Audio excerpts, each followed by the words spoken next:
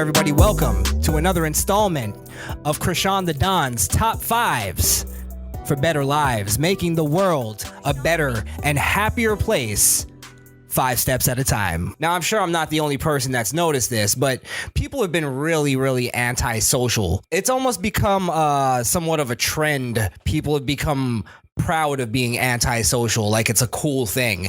And I just want you to take it from a former antisocial douchebag myself that it's not.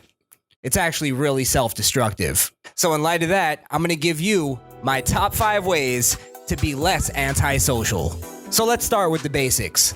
Number 1, say hello. Listen, a good greeting goes a long way. You got to learn the art of sparking up a conversation. Now, I need everybody to listen to this because I don't think enough people have actually heard this before. I know, a lot of you have been sheltered your whole lives. That whole not talking to strangers rule, that only pertained to when you were a child. You're an adult now. You can talk to strangers. You can talk to other adults. In fact, I think it's in your best interest to talk to strangers. Talk to as many strangers as you can. It's actually very important, very pivotal in life, is to make connections and network with people that you don't know. It's time to grow the fuck up. So don't be afraid. Get out there. Stretch your legs. Number 2, contrary to what you actually believe, you do have to explain yourself. There's too many people out in the world right now, I would argue the majority, that have this attitude of, I don't have to explain myself to you. No. I'm here to tell you that you do have to explain yourself to people.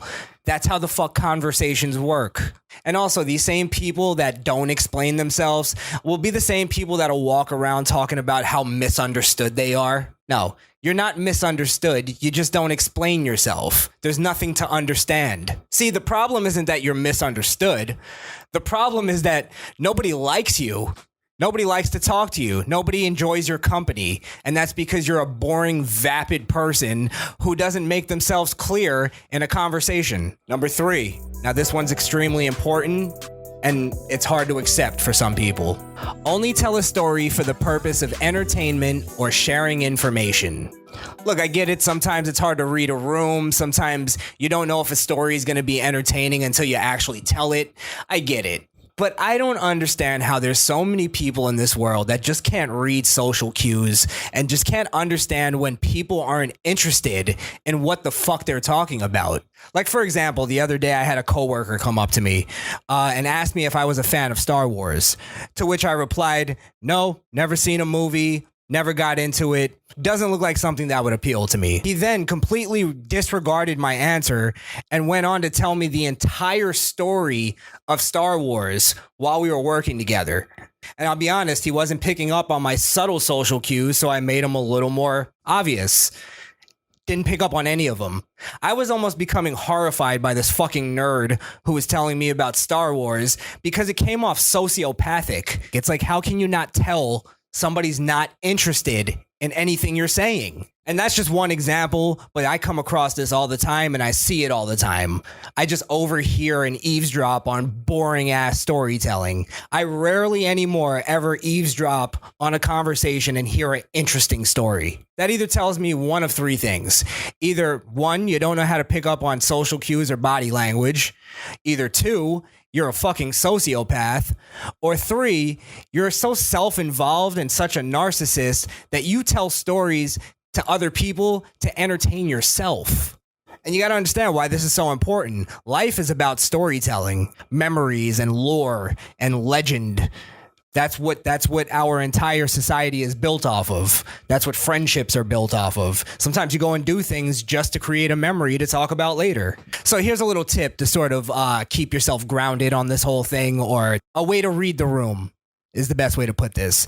If you're ever telling a story and it's not for the purpose of entertaining, making people laugh, or sharing some kind of information that's, relatively important, just know that nobody wants to hear it, nor do they give a shit about anything you're saying. They might be being, nice to you and letting you finish the story, maybe even give you a polite laugh.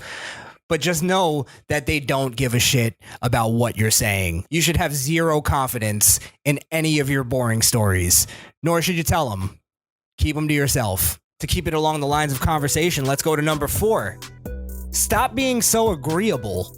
Debate, argue, share original thoughts, share different thoughts.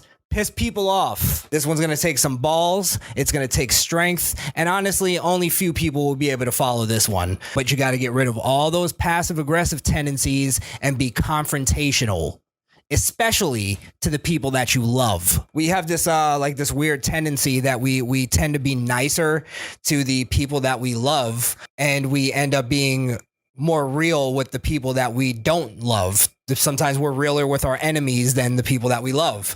And I think that's detrimental to relationships. You have to be real with, especially with the people that you love. Your friends, your family, be real. If they say something that annoys you or pisses you off or just something you disagree with, doesn't even have to be emotional, make it known. I don't understand how you can be friends with somebody that you can't be real with. Nobody agrees that much. And if you agree with your friends all the time, you're not real friends. Trust me on that one. And of course, last but not least, number 5, stop acting like you don't have time. I get it, 24 hours in a day, not a lot of time when you think about it in retrospect. But if you were to sit there and actually plan out your day, you'd be surprised with how much time you actually have. First off, a lot of you are sleeping too much. Let's be real. You're napping, you're sleeping more than 8 hours a night. You're wasting your time sleeping. That's one.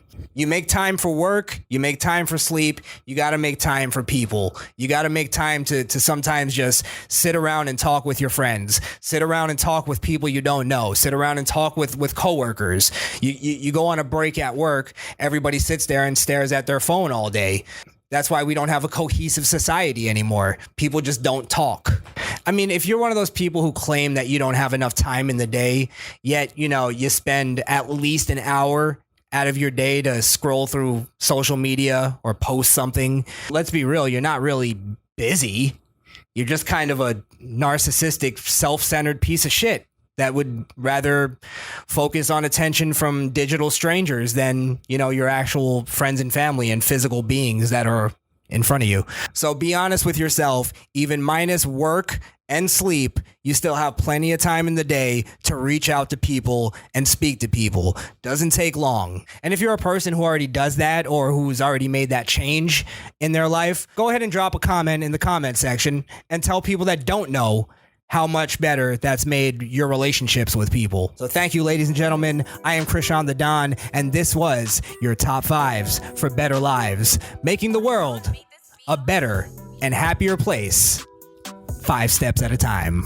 So now that you got the steps and you're well equipped to go out there and become a social butterfly like myself, I think you're ready to get back to your regularly scheduled programming.